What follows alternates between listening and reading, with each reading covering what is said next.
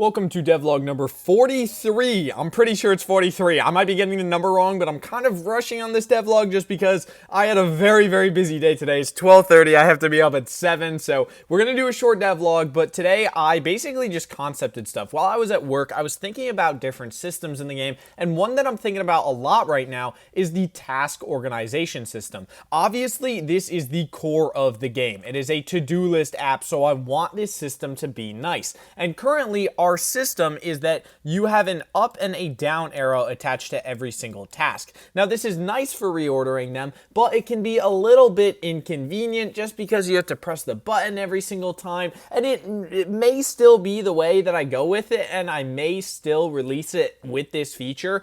But another way that I was theorizing about was drag and drop. I think drag and drop would be a really nice feature. The hard part is I don't really know how to code that. So today I kind of concepted how would I code that, and I think I have a pretty solid foundation down. My first thought: how do we get into edit mode? Well, I want to have it be a hold mechanic. So what I'm thinking I would do here is I would somehow have it recognize if you're holding down on this button for long enough. So let's say you're holding down on the little tile for, I don't know, let's say 2 seconds. That way it knows that it's been enough time and you're not just accidentally tapping it or you're just, scrolling through your list. This is an intentional tap and hold.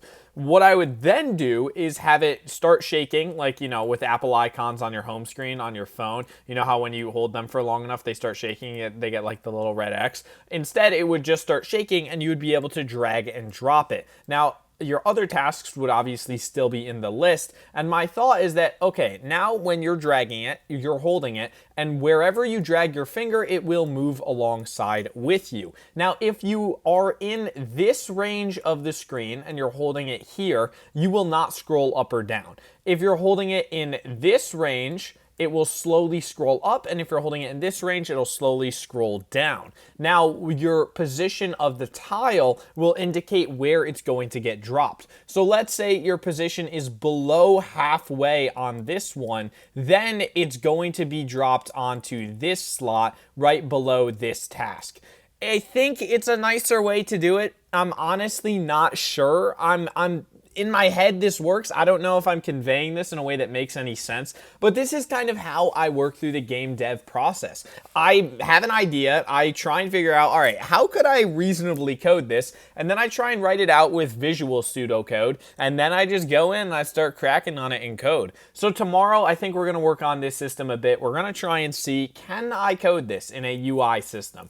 I think so, based on this system that I have set up, but I'm not entirely sure. So we're going to be figuring that out tomorrow, but for today, I need to get some sleep because I have been severely lacking that recently. But I hope you guys all have an amazing day. Thank you guys for watching, and I will catch you guys in the next one. Bye-bye.